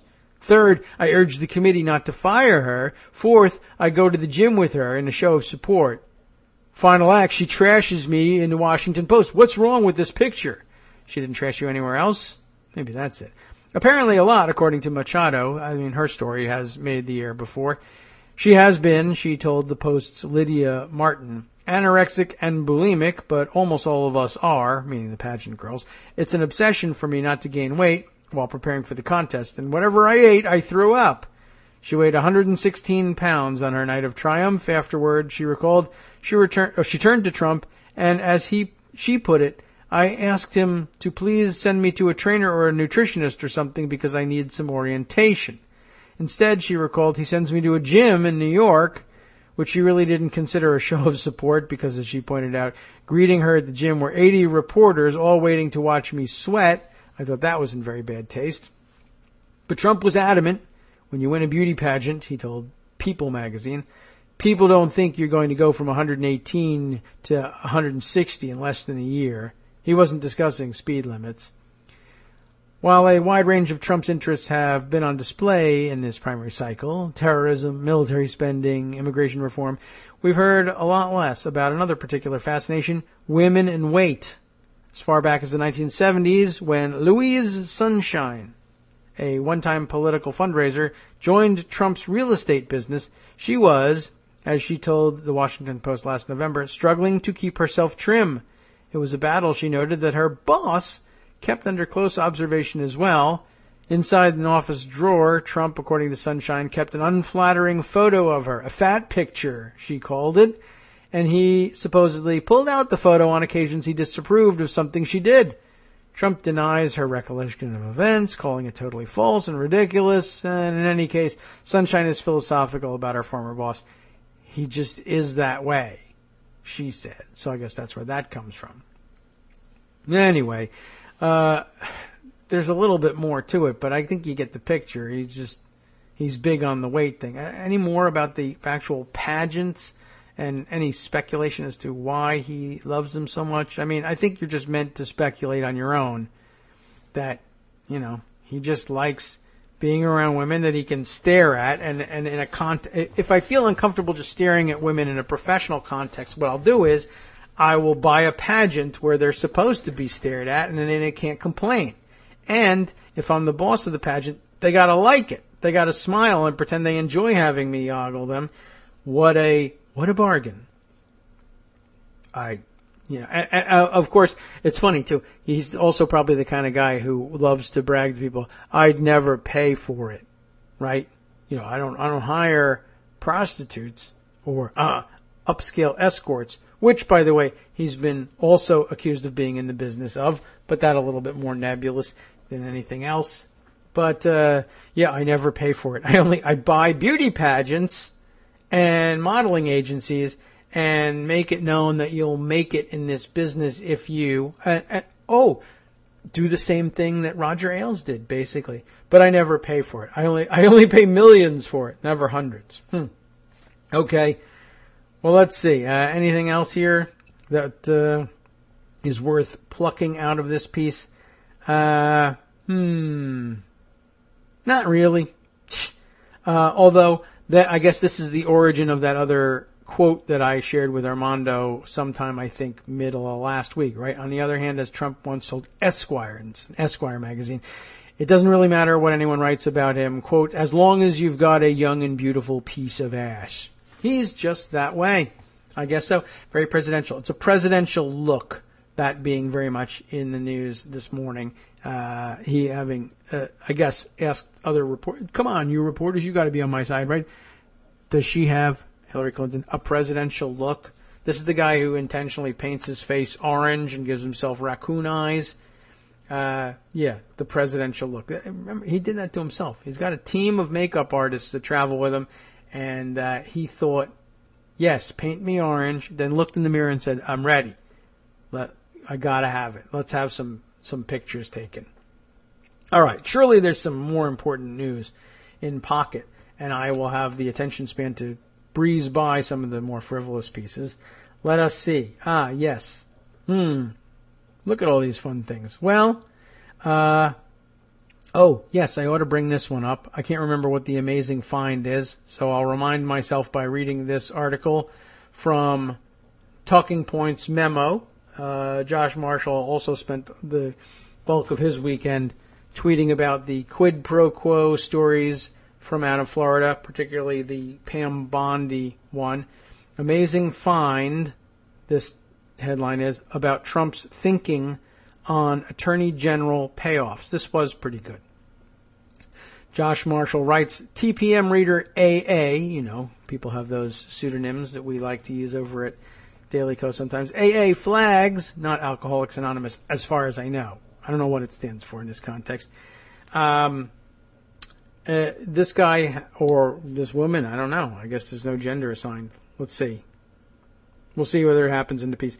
AA flags that just as Trump was cutting his check to Pam Bondi, remember the $25,000 check from illegally made from his foundation, right? He was claiming that the New York Attorney General asked for contributions to kill the Trump University lawsuit up there. That is very interesting, because look what happens. AA writes, neither you nor the Post's David Fahrenthold, who's great, after all, have yet made the connection to this August 23rd, 2013 article in the Wall Street Journal. There's some far-flung dots to connect here. Ready? Quoting from that, this says September 23rd, 9/23, but when it's written out up here, it says August. What is it? Should I click through just to clarify that? It is August 23rd, 2013, in fact. So, quoting from that article, Mr. Trump's attorneys also accused Mr. Schneiderman, the New York Attorney General, and his surrogates of soliciting campaign donations from Mr. Trump's family members and employees during the probe. That's very shady sounding, right? According to state records, Mr. Trump's daughter, Ivanka Trump, gave Mr. Schneiderman's campaign $500 in December 2012. In April 2013, Michael Cohen, the jerk-ass lawyer who is the Trump Organization's executive vice president and special counsel, gave the campaign, Schneiderman's campaign, $1,000. So, AA continues, according to Trump's attorney himself, the donations to the New York Attorney General, while an investigation is in progress, are prima facie evidence of a shakedown. Unfortunately for Mr. Trump, his accusations just don't hold water. The timeline for those donations and the date the case was filed just don't line up. And the amounts donated were insignificant, and the donations came from disinterested third parties, not Trump himself. On the other hand, the date of that article, now this is interesting too, because he says the date of that article, and again he says it's 9/23/2013. I don't know if that does anything to this bit of thinking. The date of that article and the date of Trump's conversation with Bondi are very significant. Remember the conversation he denies having with Bondi. Bondi solicited the donation from Trump about a week or two before he sent the check. I don't know the exact date, says AA. And almost immediately, Trump made his $25,000 donation to Bondi on September 17th, 2013. In other words, almost immediately after he publicly accused Schneiderman of a donation shakedown, he's approached by Bondi for a donation. Trump already knows an investigation is in progress in Florida, so what does he do? Does he reject the solicitation and accuse Bondi of a shakedown? No. Instead, he makes a sizable donation, and Bondi kills the investigation almost immediately. When Bondi solicits Trump for a donation, how could someone like Trump not be thinking that Bondi has heard about the New York case and is shaking him down? The only difference between the New York scenario and the Florida scenario is that Trump got exactly what he wanted from Florida and kept his mouth shut about it. But in the New York scenario, the shakedown is either a figment of Trump's imagination, or Trump thinks it was real and is upset that he didn't get his money's worth. But what did he get? How much money did he get? Ivanka gives $500. Cohen gives $1,000. $1,500 is given by two people who are not Trump, and the investigation isn't spiked. So what money's worth did he think he was getting? I don't know. More than a month later, Trump is still claiming, at this point, this is Josh writing here, still claiming that Schneiderman or representatives of Schneiderman were asking for campaign contributions as evidence of Schneiderman's corruption. AA, again, says, Mr. Trump also said that Mr. Schneiderman was asking for campaign donations while assuring Trump officials that the case was weak and wouldn't move forward. So all very interesting, and I guess the upshot of this is he claims he's talking to both Schneiderman and not talking to Bondi. He claims that Schneiderman's calling him saying, give me a donation, and the investigation goes away. And he doesn't give him any money, but Ivanka does, and so does Michael Cohen, and the investigation doesn't go away. And he's at the same time claiming, I never talked to Pam Bondi. Pam Bondi, though, is saying, I did. I spoke directly to him, and I said, I want some money from you. He is, at that point, already on record claiming to have been shaken down by the New York Attorney General, and he sends her $25,000 anyway. And that suit does go away. It's a very interesting thing. Why he doesn't make the same play in New York, I'm not really sure. And it probably has something to do with the fact that that conversation is not really taking place in New York. And so he doesn't have any reason to believe that $25,000 to Schneiderman makes any difference in New York. But in Florida, I guess he thinks he can get away with it. Very interesting. And I guess it leaves him in a ticklish position. But I mean, for anybody but Donald Trump, I guess it would make a difference. That will be difficult to explain. But he'll just make his crazy face and say, the Gimitarian answer. Yeah, in Florida, it's not a quid pro quo. And in New York, it would have been one, but I didn't do it because I'm honest. Okay, sure. All right, let's see. Where else can we go here? You know, there's an update on the writing about Melania Trump and her immigration status. There is that. Maybe we can take a quick look over there. Philip Bump, is that right? For the Washington Post, and I am quickly approaching my limit for the month already, and it's September 6th. Twitter is killing my limit on Washington Post stories. Too many interesting things. They do good work. I should subscribe. But how can I do that? I don't know. I'm not going to just subscribe to the least worst newspaper out there, right? That's not it can't be my standard now that Chris Cillizza has put things that way. I don't want to just send my money to the least worst. Okay. Well, let's see.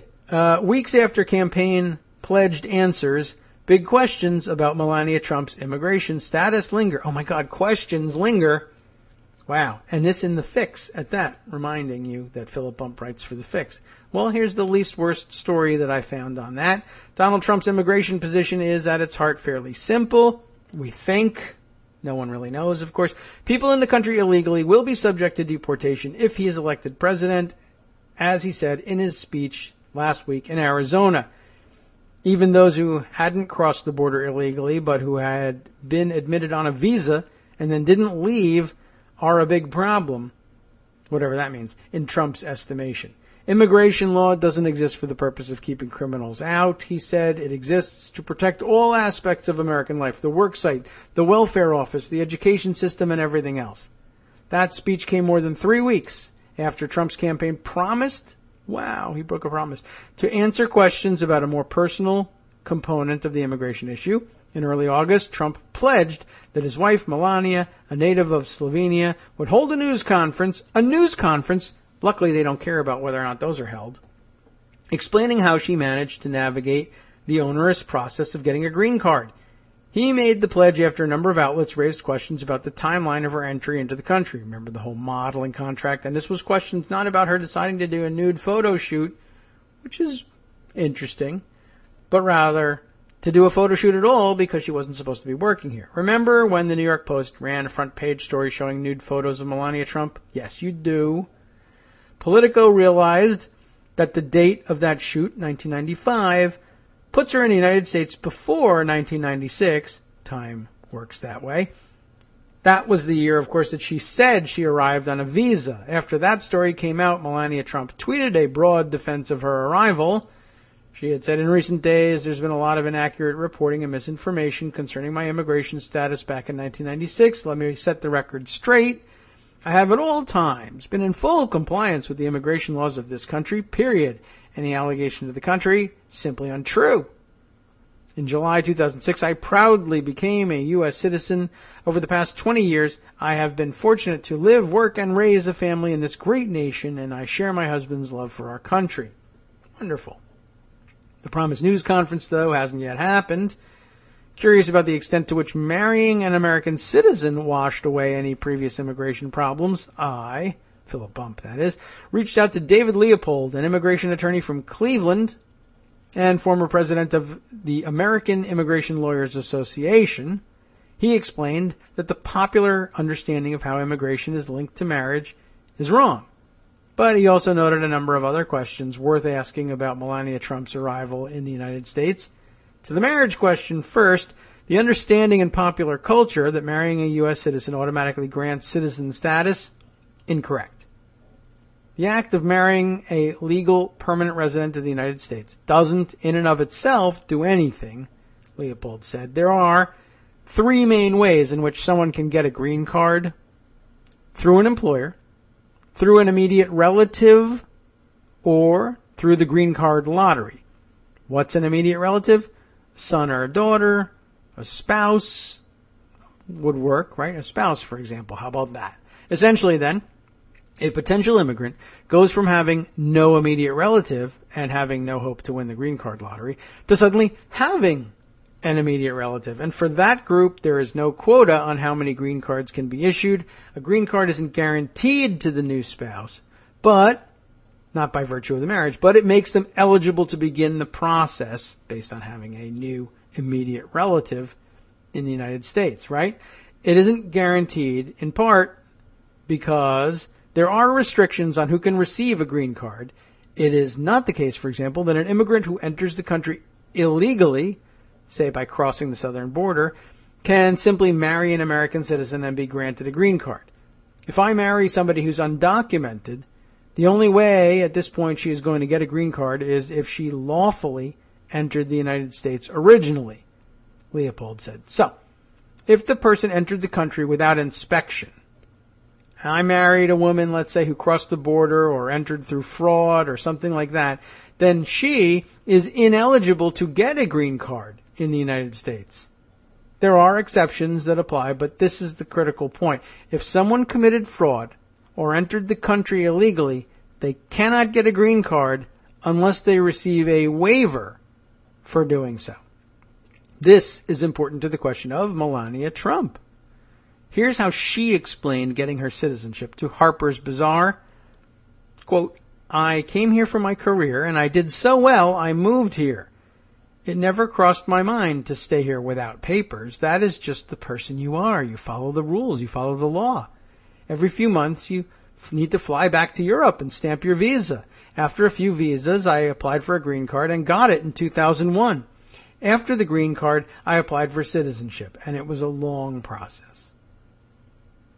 Now let's take a look at that. According to Leopold, the need to have to travel back to her home country wouldn't accompany a visa linked to employment, in his experience. The only time I've seen that, and I've been doing this a long time, and I've compared notes with other immigration lawyers, and remember, he's the president of their association.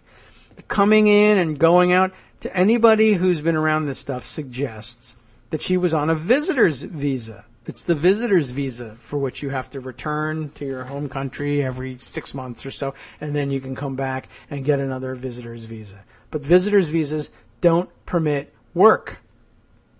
If Melania Trump came in on a visitor visa and began working over a short period of time, the government would assume that she entered the country fraudulently.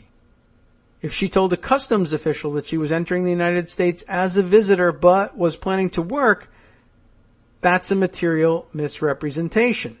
Now, I guess if she tells the customs official that she's planning to work, that's the way it ended up sounding. If she told the customs official, though, that she was entering as a visitor, but in her mind she's in fact planning to work, that's a material misrepresentation. That's what he means. To get a work-related immigrant visa, Leopold added, Trump's prospective employer would have had to prove that Trump, and here we're talking about Melania here, who was Melania Naus then, or Navs, depending on how you spell and pronounce it. Melania would have had to prove that she was filling a job duty that no American could fill. Naked photo shoots. To show, in other words, that no other model in New York City would have done that shoot, even though another one did. She was there, also naked, you'll recall. Unless, of course, she had special skills, which is a possibility. It's not, there's still photos. I don't really know what kind of skills she was displaying there. Or she had a special degree. Naked degree. Maybe, who knows. You may remember that shortly before questions about Melania's status arose, she suddenly took down her personal website. That change followed revelations that Trump claimed to have a degree that biographers from Slovenia discovered she didn't. At the age of 18, this was from her page, she signed with a modeling agency in Milan after obtaining a degree in design and architecture at the university in Slovenia. Melania was jetting between photo shoots in Paris and Milan, finally settling in New York in 1996. The site read, the part about the degrees, it seems, was not true, as the Post's fact checkers noted. We don't know why Melania Trump claimed to have that degree. Doesn't have anything to do with her naked photo shooting, I guess. But having such degrees could bolster an argument for a work visa. If she told an employer that she had degrees that she didn't in order to obtain a visa, and frankly there's no indication that she did because she didn't ask for a work visa. But had she done it and not really had those degrees, and the employer wasn't the wiser, Melania Trump would be culpable there as well. Again, it's not clear what visa Trump used to enter the country. You'd think it would be an easy enough thing to look up, but so far we don't know.